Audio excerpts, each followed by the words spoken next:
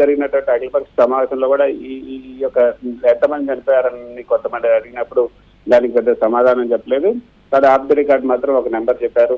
తర్వాత ఇంకా ఈ ఆపరేషన్ సింధూర్ మాత్రం కొనసాగుతుంది. ఇది ఎక్స్పెక్ట్ చేసినటువంటి ఒక ప్రతీకార చర్యనే మనం భావించవచ్చు. దానికి మాత్రం భారత్ సంసిద్ధంగానే ఉంది. పాకిస్తాన్ నుంచి వచ్చే ప్రతి దాడిని ఎదుర్కొంటాం. ప్రతి దాడికి భారత్ వైపు నుంచి ప్రతిచర్య ఉంటుంది. అంతేగాని తమంతట తాముగా భారత్ నుంచి ఎప్పుడు కూడా పాక్ వైపు పాక్ సైన్యం కానీ పాక్ ప్రజలను కానీ లేదా పాక్ సైనిక స్థావరాలను కానీ టార్గెట్ చేసి భారత్ వైపు నుంచి ఎప్పుడు కూడా యుద్ధాన్ని ప్రారంభించదు, దాడులను ప్రారంభించదు. పాకిస్తాన్ నుంచి ఏవైనా దాడులు వస్తే వాటిని అడ్డుకుంటాం, వాటికి ప్రతిగా దాడులు చేస్తామే తప్ప అంటే ఎస్కలేషన్ అనేది భారత్ వైపు నుంచి ఉండదు అన్నది భారత ప్రభుత్వం ఈ రోజు స్పష్టం చేసింది. కేంద్ర విదేశాంగ శాఖ, రక్షణ శాఖకు సంబంధించిన అధికారులు కూడా స్పష్టం చేశారు. సో ఇటువైపు నుంచి మాత్రం ఎటువంటి కవ్వింపు చర్యలు ఉండవు, ఏ మాత్రం కూడా దాడులు ముందుగా ఇటు నుంచి మాత్రం ఏ దాడులు ఉండవు.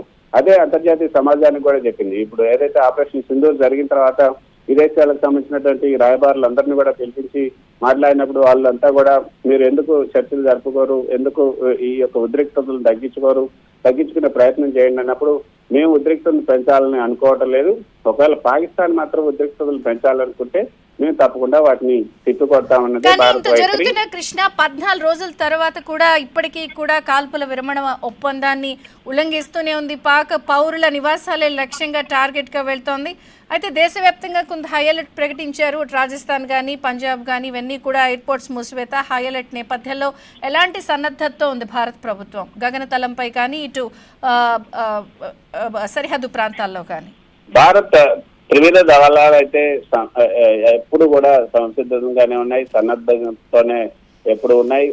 దానికి సంబంధించే గత 10-15 రోజుల నుంచి మనం చూసాం. ఎప్పుడు కూడా దానికి యుద్ధ విన్యాసాలను చేస్తున్నాయి. ఇటు గగనతలంలో కానీ, ఇటు నేవీ అరేబియా సముద్రంలో కానీ, తర్వాత ఇటు గ్రౌండ్ ఫోర్స్ కానీ, ఆర్మీ కానీ తమ సిబ్బందిని, తమ భద్రతా బలగాలను ఎప్పుడు కూడా సంసిద్ధంగానే ఉన్నాయి.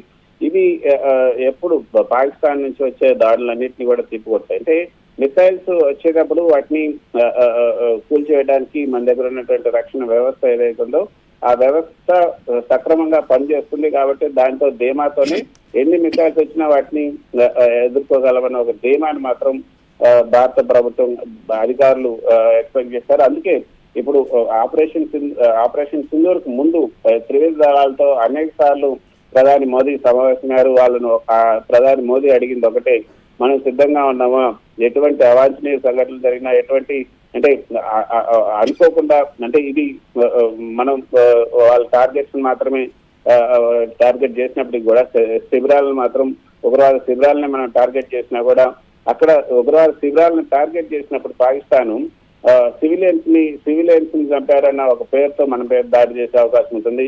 కానీ నిజానికి విజయ్ చంద్రకి అక్కడ సివిలియన్స్ మీద మనం దాడి చేసినా అక్కడ సివిలియన్స్ చనిపోయినా కూడా పాకిస్తాన్ ఇంతగా ప్రతిస్పందించేది కాదు. కాకపోతే అక్కడ తీవ్రవాదులు చనిపోయారు కాబట్టి ఆ తీవ్రవాదులకి వాళ్ళ బాసులకి పాకిస్తాన్ సైన్యం సమాధానం చెప్పాల్సినటువంటి అవసరం ఉంటుంది.